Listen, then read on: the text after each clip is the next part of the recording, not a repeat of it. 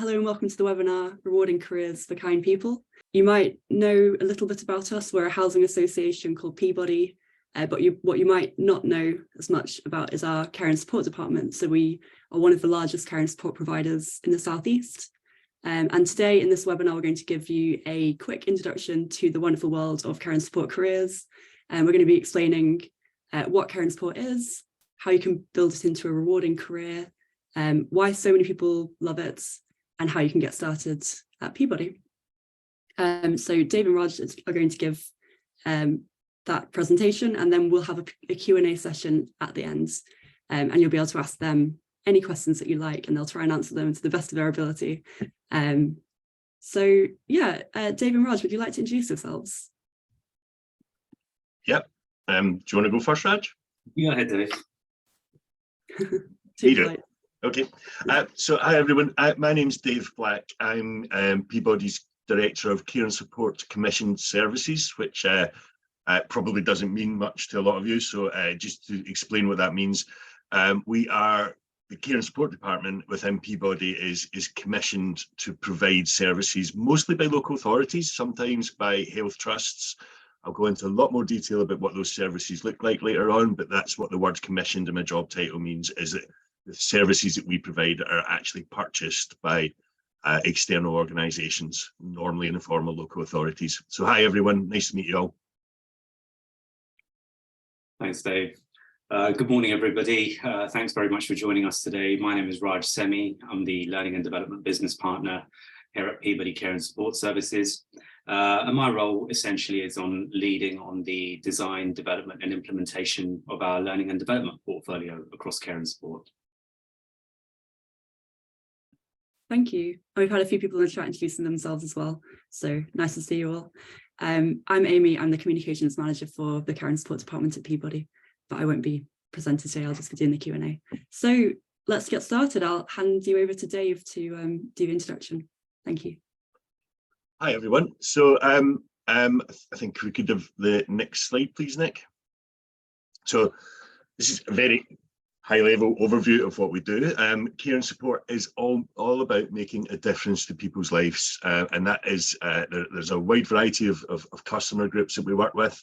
I'll talk a little bit more about that in a minute, but really the aim of what we do is to make a difference to people's lives, to help them to become as independent as possible and to live as fulfilling lives as possible. It's a really varied career. I will be talking through that in a lot more detail, but I think people that get into this line of work enjoy it because there is such a variety of things to do. We train people, we make sure that everybody is fully trained in the jobs. But what I would say about it is you get to bring a bit of yourself to work, and you know, when you're working with people to try and get them to enjoy life, it can involve, with some people, you're going out on trips, you might be doing little crafty workshops, you might be doing helping people learn to cook. There's all sorts of skills that you have in your personal life that you can bring to the job and the role, and actually people, when you're working with them, really enjoy that. So it becomes a very enjoyable, very varied day-to-day work. It's really, I can't stress how much people who come into this line of work enjoy it. If we could have the next slide, please, Nick. So I'm going to talk here a little bit about the difference between care and support, because they are two different things. So we have services where people need personal care, and that's regulated by the Care Quality Commission, and that can be very involved and involve working with people to do some quite intimate tasks like bathing and helping people eat. Some people in our disability services are so disabled that they may need to be hoisted out of bed and things like that. And that's care, and that's a very regulated world, regulated, as I say, by the Care Quality Commission. I'm not going to talk about a huge amount here, simply because I believe most of you are London based. in which case we have a limited amount of care function in London. But if you move to Essex, not that if you personally move to Essex, if we think about Essex, Essex actually, we have a substantial care business working with people with learning disabilities. We're the biggest learning disability provider in the whole of Essex.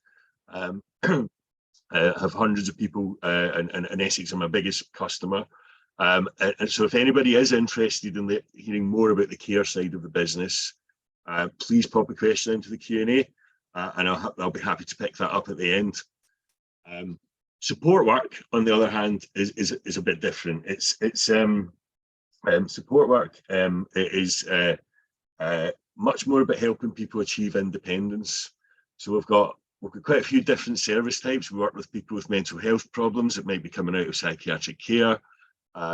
We work with young people. When I say young people, I don't mean children. I mean people that are in the sort of 16 to 25 age group, but whose family life may have broken down, or they may have come up through the care system, and they aren't quite ready and independent enough to live in the community yet.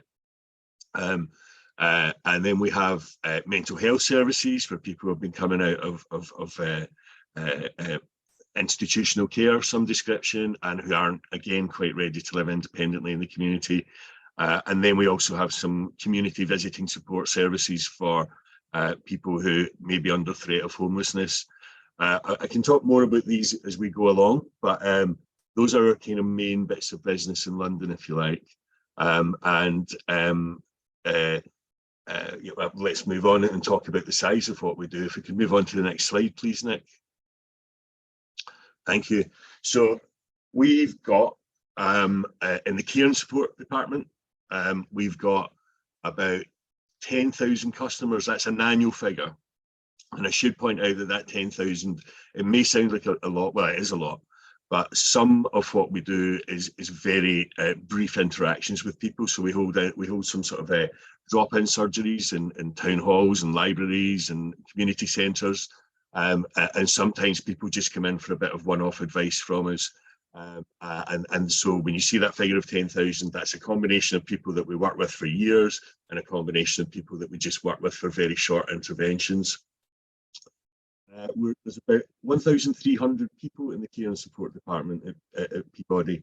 That makes up over a quarter of the workforce of the entire organisation. We're a huge organisation. We're the second biggest housing association in the country, with about 105,000 properties across London and the southeast. So the fact that care and support has that size of a staff team means it's substantial within the organisation. That covers about 173 service contracts. And when I was introducing myself, I explained a little bit that we are commissioned by local authorities and sometimes health trusts to provide services in certain geographical areas. So we've got customers like Essex or Tower Hamlets Council or Southwark Council or Lambeth. These are all organisations who purchase services from us to work with people in their communities. I mentioned that we've got a lot of disability services, as you can see in this slide. They're predominantly in Essex. We have one or two in London. So if people are interested in working with people with learning disabilities, that's absolutely fine. We do have some openings in those areas in London. But the main things we have in London are mental health services. We work in Islington, we work in Haringey, and we work in various South London boroughs providing mental health services for people. They're generally accommodation-based services, so that means people are living in supported housing and there's staff on site and an office on site. And if you work in that environment, you'll be part of a team working in that sort of environment. We've also got quite a lot of older people services. They don't actually sit in my department, they sit in my colleague Ian's department because they're funded through rents rather than through commission services. But we've got a lot of older people services where we have scheme coordinators or scheme managers, we sometimes call them, who are on site within older people's sort of extra care and sheltered housing type environments to make sure that everybody's okay. They don't provide care. So in our older people services, like our mental health services, where we also don't provide care, the care, if it's needed, is provided by a different organisation. We just provide support. Then we've got what we call our transitional services. Excuse me, I'm just going to take a sip of water.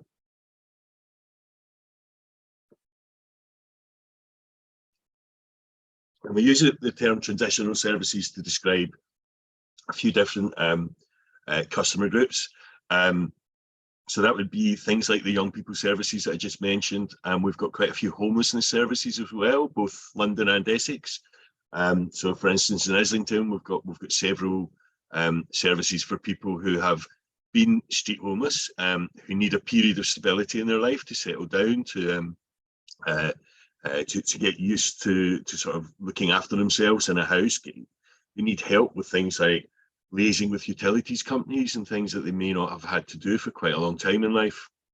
So a lot of them maybe have been through street hostels and have come into this more settled accommodation. Usually it's for a couple of years, sometimes it's a bit longer, where we work with people to help them develop life skills and to move into kind of employment or training or some sort of meaningful daytime activity. In those services as well, you quite often find that there's people with sort of drug and alcohol problems or underlying mental health problems that have gone unaddressed for a while. So it's about linking people in with the statutory services, the health services and the likes to try and overcome them. And then you can also see that we've got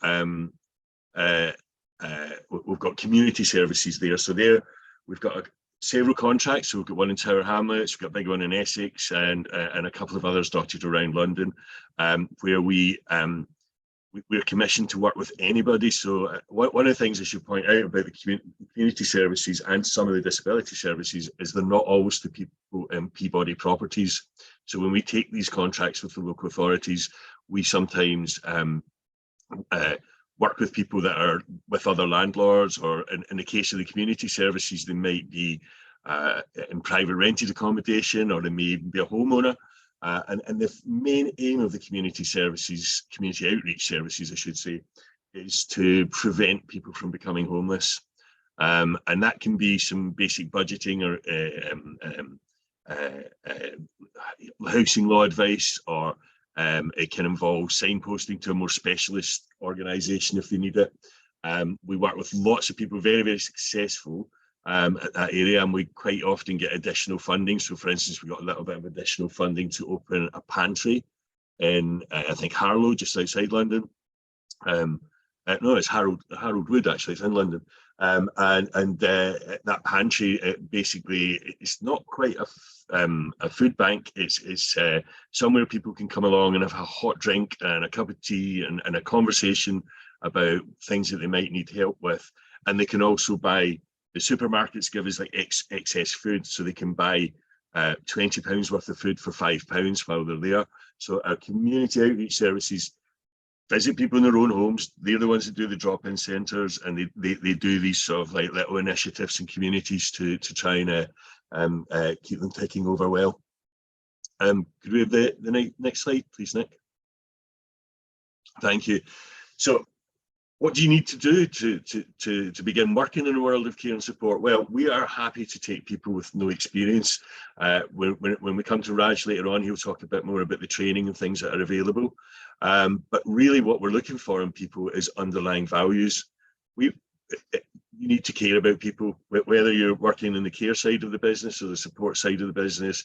The underlying value is that you need to want to help other people, which I think also creates a really wonderful working environment, because actually you're surrounded by people who want to do that. Now, there's all sorts of keywords on your screen there about being compassionate and empathetic and respectful, and the one that jumps out to me quite a bit is respectful, because I think one of the things we look for is that when people are working with our customers, and we do call them customers, that they respect them, that they understand that they may have been through quite challenging times in their life.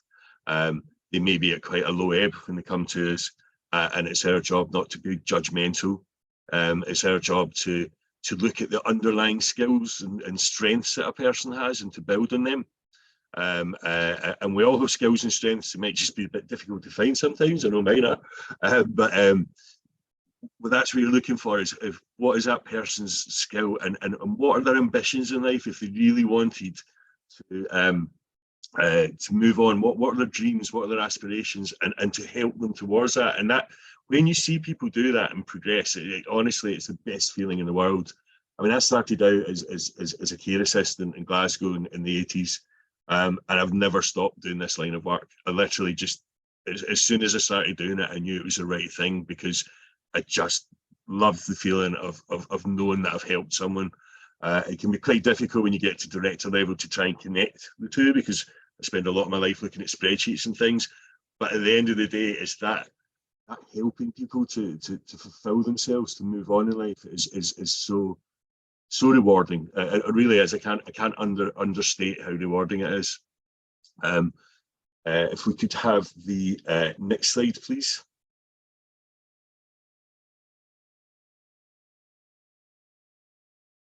So actually, we probably need the next one, Nick. Thank you. Right, so this is just a couple of examples of case studies, just to give you an idea, because I know kind of saying it all, but this is a colleague of ours called Daniela, and she's saying basically what I've just said to you about how it's such a good job to help people reach their personal goals, to improve their health as well in a lot of cases. You know, particularly when we work in some of the homelessness services, people haven't been in touch with a health service for a while. They can have a lot of underlying illnesses that are relatively easy to resolve, and it just, like, as soon as you start someone on that journey, the way that they kind of build is just fantastic. And I know Daniela, along with a lot of other people, have come from other backgrounds and got into this line of work and just don't look back. They just don't want to stop, really. If we could have the next slide, please, Nick. So this is a case study of a customer we had he's still with us, called Ryan. He's in his early 20s and he lived in one of our supported housing schemes for people with disabilities in Essex. And Ryan wouldn't talk to people. Wasn't that he couldn't talk, he was a selective mute, basically. He would talk to his family a little bit, but he wouldn't talk to anybody else. And one of our support workers worked with him really hard to try and encourage him to talk. And in just 1 year, he managed to overcome his fear of talking to people. He now talks to loads of people. I got an email from him the other day. It was so articulate. You know, this guy knows how to say things that really hit, and he's feeling so confident that he's gone back to college, and he's learning to drive. He even put Megan, his support worker, up for a WOW award, which we can tell you a bit about later on. But we have an award system. It's not a financial award, but it's a recognition of good work award. And he's actually started to write a really lovely blog. So for someone in the space of a year in one of our services to go from basically not talking to anybody to being able to talk to everybody he wants, to write things publicly, and to converse with people, it's just stories like that melt my heart and remind me why I do what I do every day. And I think anybody that gets involved in that line of work, if you've been the Megan in that situation who's helped someone along, you just can't get a better feeling from work than you would from that sort of situation. With the next slide, please, Nick. So this is Rebecca, and Rebecca lives in one of our mental health services in Islington. Oh no, it is Hackney, I think. And so she was just lacked confidence completely, so she started working with us, and Monica, the support worker who was working with her, helped her sort of pursue some hobbies. I mean, it was just little things at a time, just, you know, sort of enjoy some hobbies and identify what goals she wanted to do. And then this year she wrote and published her first poetry book. She's planning to write another one soon. And she's also started a business and marketing course at university. Now that's an incredible achievement for someone who has had long-term mental health problems and just didn't think they would achieve anything in life, and now they're just flourishing. And there's so many of these stories. We really could sort of have done loads of case studies for this, but we've got limited time. But hopefully a couple of those examples give you ideas of the sort of things, that the differences that you can make in someone's life if you get into career and care and support. It just is, it's beyond words sometimes. If we could have the next slide, please, Nick. So I mentioned earlier about being a varied career, and I think that's absolutely true. If we could move on to the next slide, Nick. So we've got every day is different, is all I can say. You know, there are things like we take people on trips. It really depends on the goals and aspirations of the individual you're working with. We have different approaches to how we work with people. There's things called Five to Thrive, where we have different headings. So when someone's with you, they would have a support plan, and you would be part of forming that support plan with them. And there would be things around being active. So what does being active look like for that individual? And it will look different for each individual. There's things to do about learning and volunteering and getting out and about. We also, in some services, we take a trauma-informed approach, because we recognise that people who have been through institutional care or homelessness are probably quite traumatised from their experience. So we have to work with people to identify their own personal skills and goals. And this is also where you, as an individual, if you're working in this world, you can bring some of your skills in life. You may, I don't know, play the guitar. And actually bringing your guitar in and sitting with people and either just letting them listen or teaching them a little bit yourself. This is where you can bring a bit of yourself to work that actually makes a huge difference to people's life. You may be, I mentioned cooking skills, where they're quite a big thing for a lot of people that are in supported housing, because they have probably either been on the street or been in an institution where they've not had to look after themselves much. So if you enjoy cooking, there's something that you can do. You can work with those individuals and pass on those life skills that you have. Honestly, every day looks a bit different, and every support worker brings something different to the role. And that variety and the teamwork that comes with that, and the buzz that comes with that is really lovely. And that's what working in our services looks like. If you could move to the next slide, please, Nick. So I did mention the different service types that we've got. So we've got a lot of what we do is in buildings. It's accommodation-based services. So you would be part of a team. Most of our sites have like little offices and some common parts. So people will either have their own room or their own flat, depending on the type of service it is.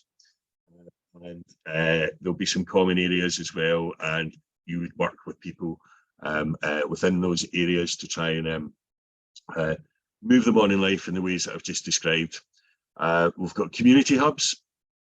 So we have community centres around, and we have, I mentioned the pantry earlier, where people can come in and get advice. We base ourselves sometimes in town halls and libraries, as I mentioned earlier. And we also go out and visit people in the community in their own homes.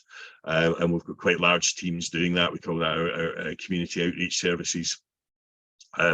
We've got a couple of day centre type things as well. We've got a service called Darwin Court, which is down near Elephant and Castle, which has even got a swimming pool in it. So it's in that world, we even employ lifeguards and baristas, because there's a cafe. And that community centre is really busy. And then above that, we've got an older people's housing scheme. And the older people come down and use the cafe all the time, and they love having that below. And it just works really well. If we move on to the next slide, please, Nick. So flexible working. Now, I should point out that a lot of what we do is kind of shift work in nature. We've got, I think I'll talk about that a bit more later on, so I'll wait till then. But we can be quite flexible in terms of the contracts that we award people, that people can work to. So we've got a full-time week within Peabody would be about 37.5 hours. that would be split into 5 shifts of about 7.5 hours each. But we have rotas, which mean that if you can't work in the mornings, we can find evening shifts, or if you can only work weekends, we can find weekend shifts. In the community services, which are much more 9 to 5, Monday to Friday, say 9 to 5, we can be flexible around that as well. We do pride ourselves as an organisation on trying to find work patterns that suit people with different lifestyles. So we're very flexible in that approach, and we'll try our best to meet any flexible working requests that we get from people. I think that's the end of my first set of slides. I think we're now about to hand over to Raj to talk you through some of the training and benefits for the organisation.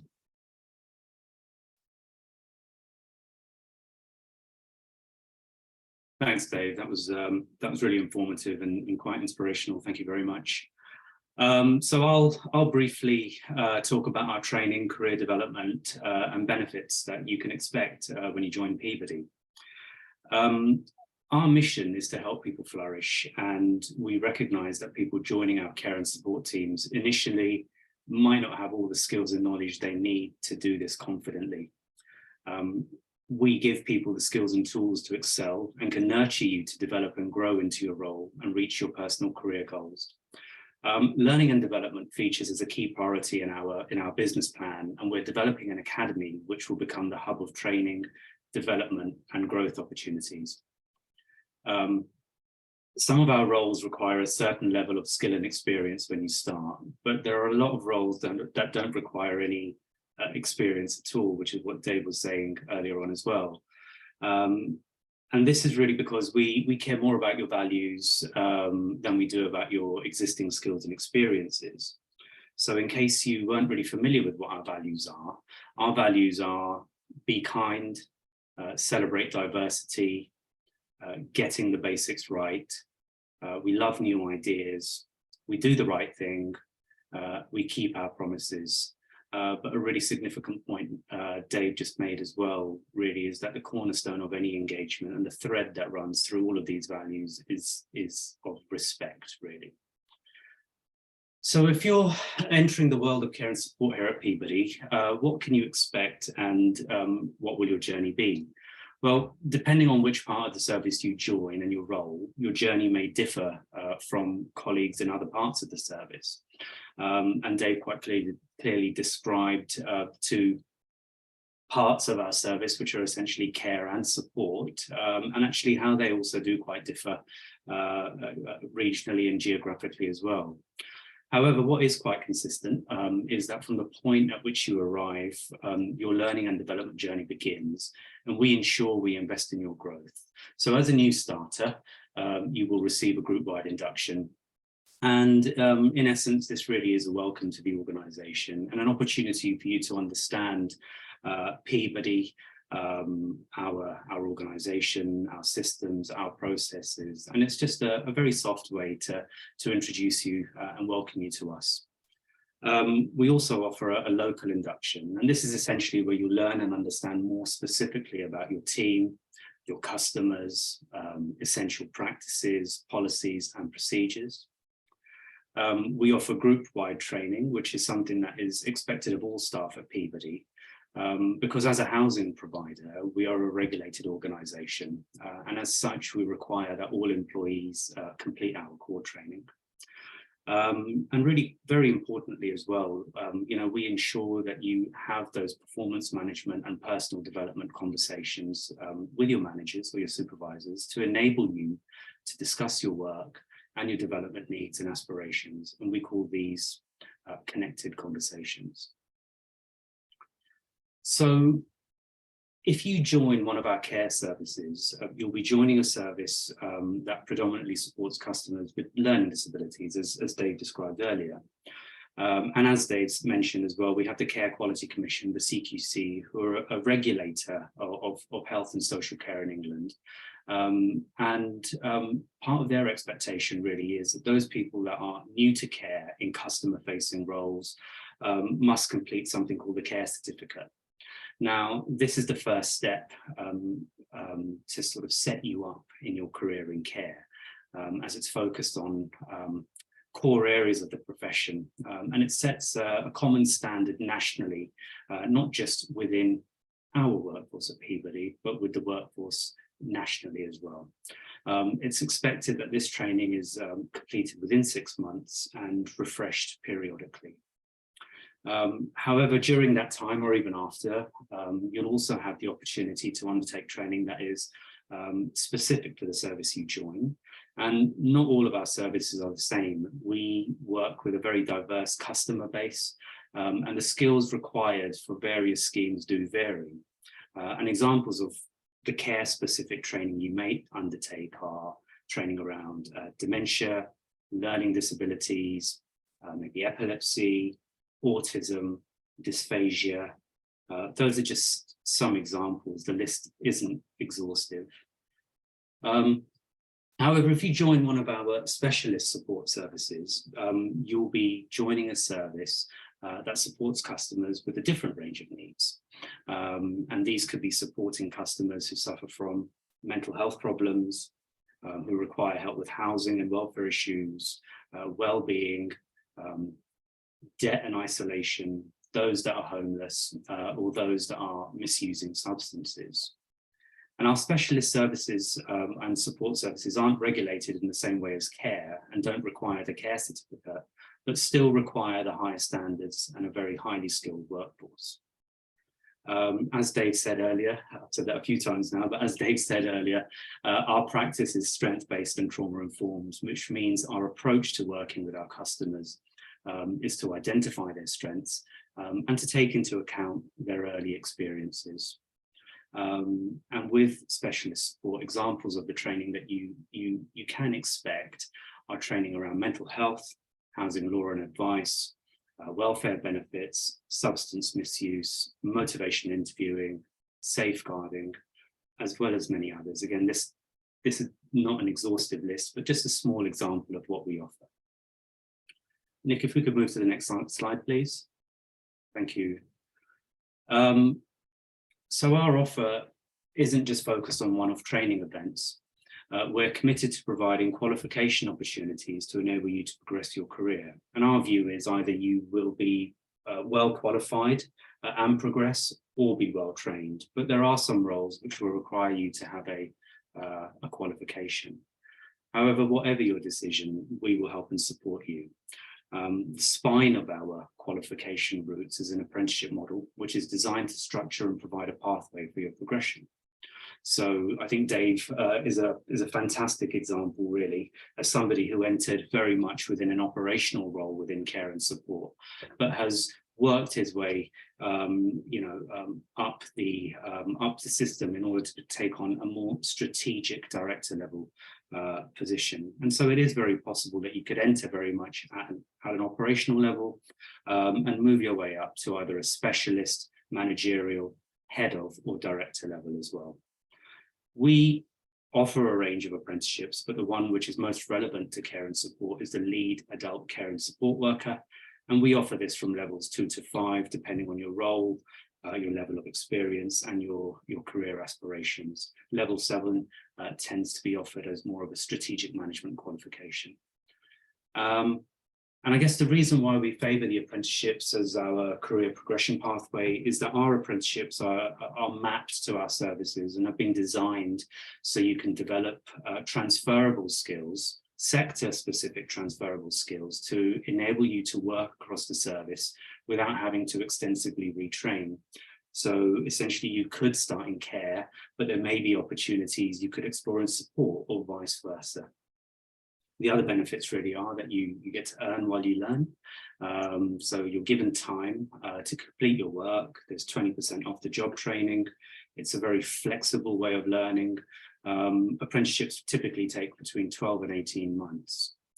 However, finally as well, I mean, if you have a development need which isn't on offer through our program, we consider funding for opportunities which will allow you to develop, benefit the service, and benefit our customers. So earlier on, you would have seen Daniela.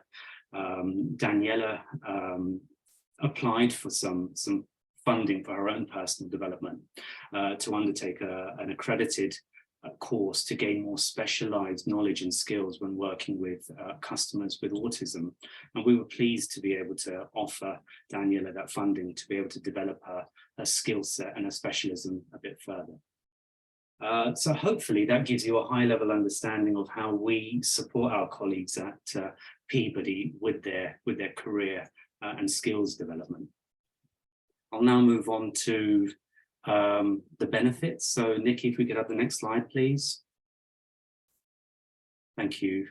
So if you come and work for Peabody, there are a range of benefits which are available to you. In care and support, we offer 25 days annual leave.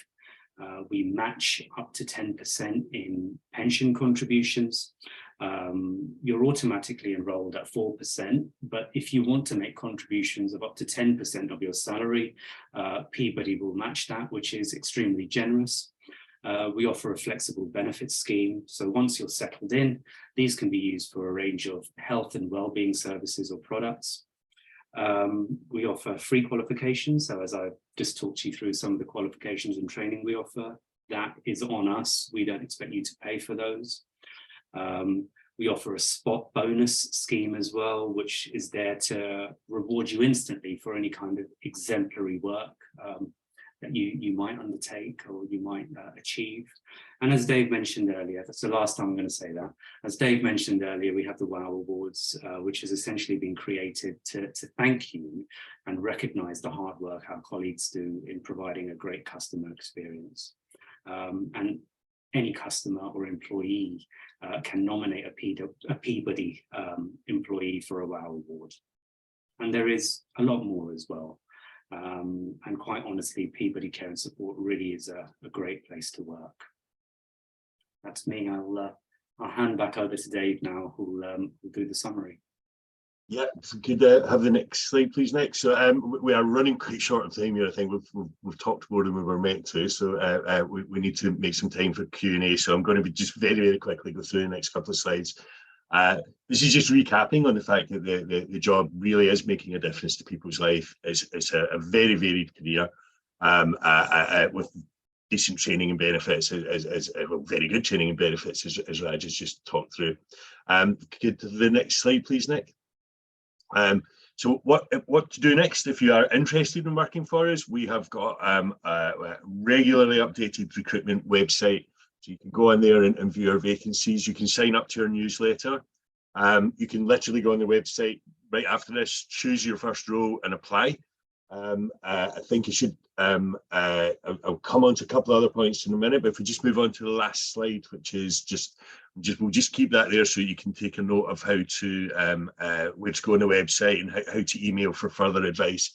A couple of things I didn't touch on when I was talking that I should have done though is, a lot of the accommodation-based services is shift work. So the staff 24 hours a day. Sometimes that's waking nights, sometimes it's sleep-ins. So you need to be prepared to work shifts in most of our accommodation-based services. The community-based services tend to be 9 to 5, Monday to Friday or thereabouts.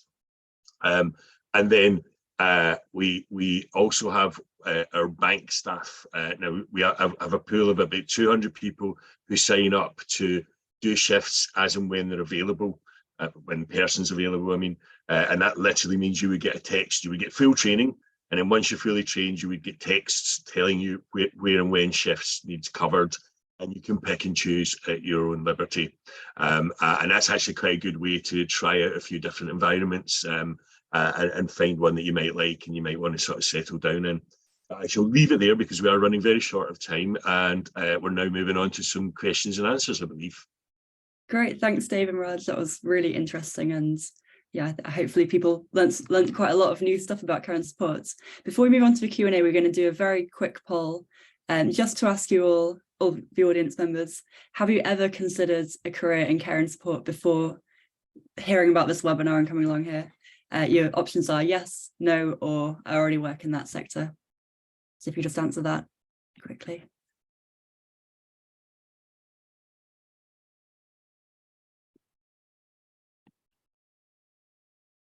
And then we'll share the results with you as well.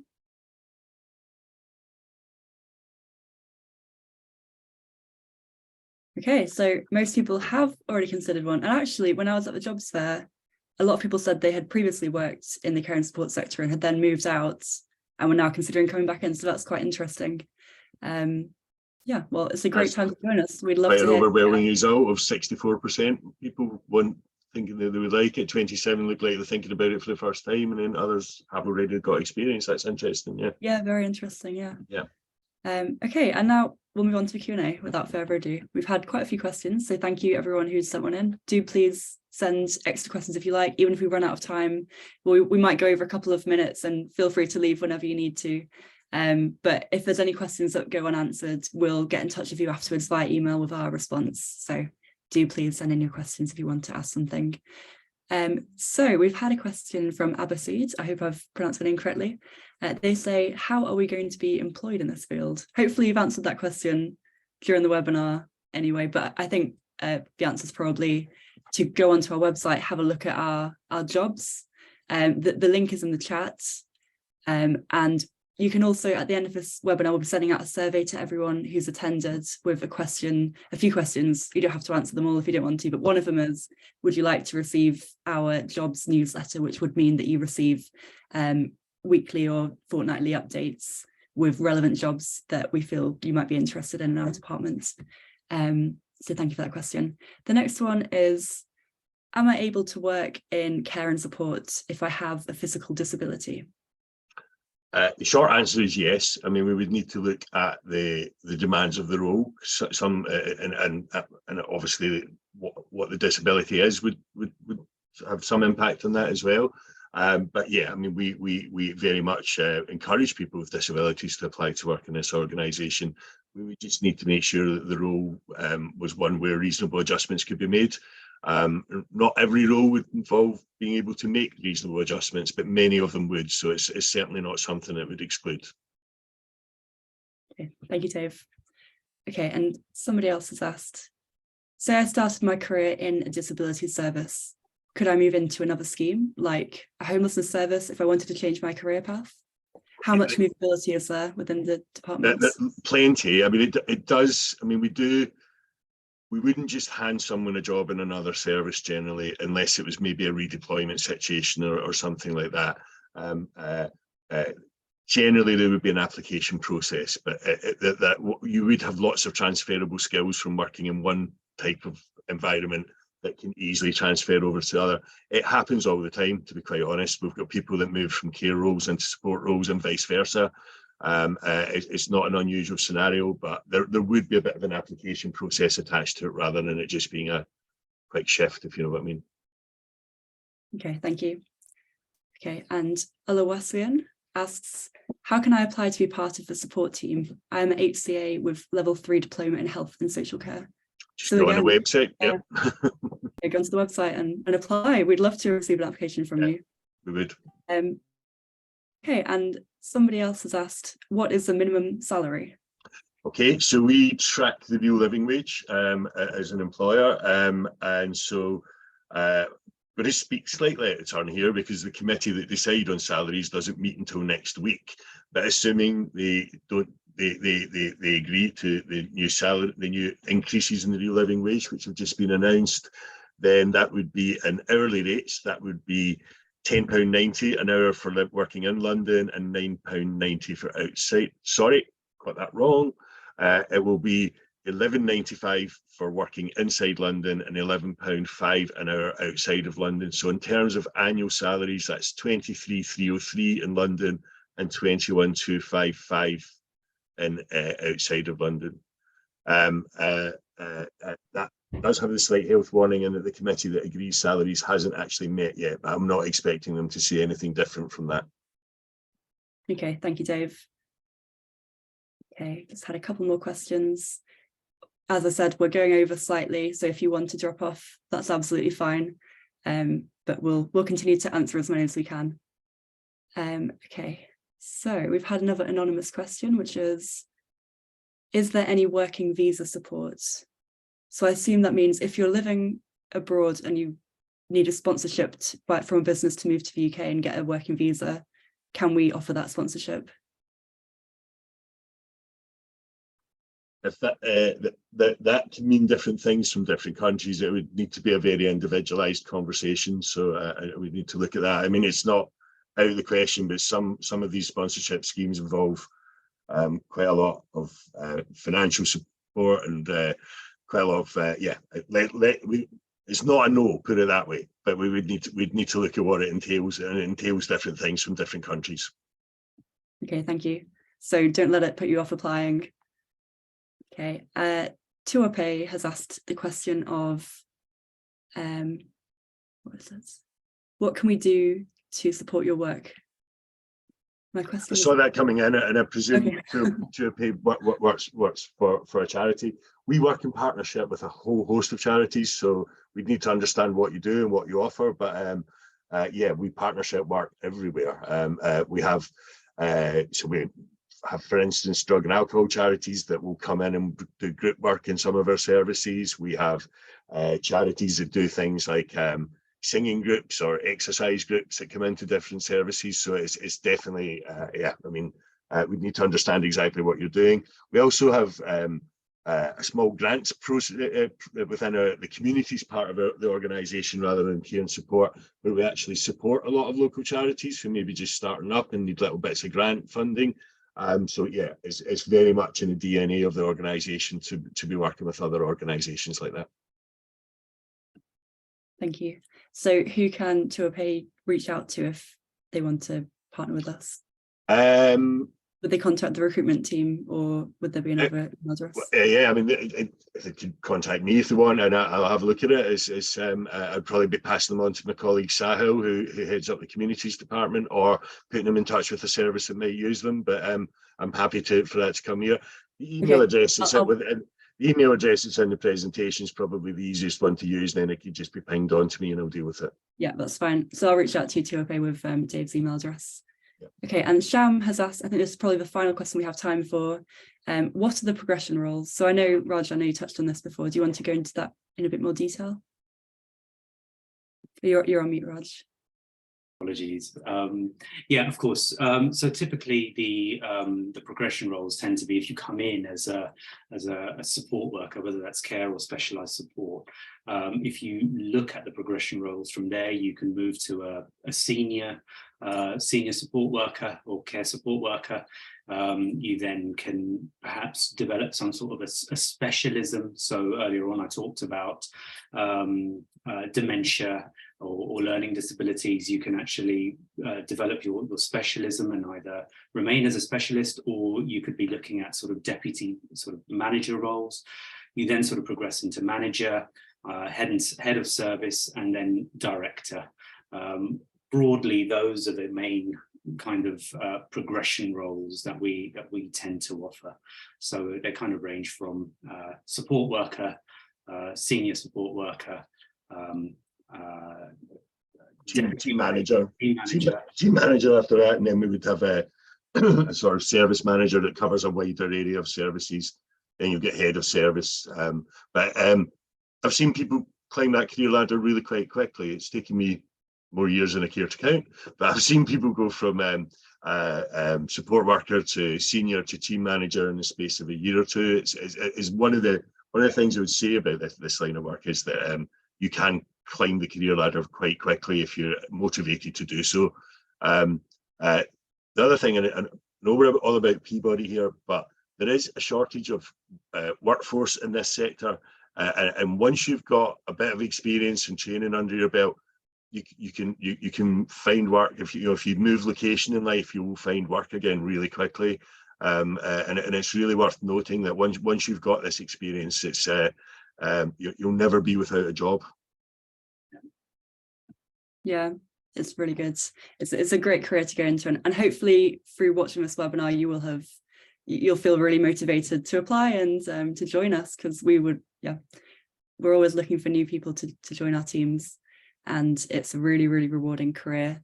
Yeah, we hope to hear from you soon. Thank you very much for joining us, and have a lovely weekend. Thank you, everybody. Bye. Goodbye. Bye.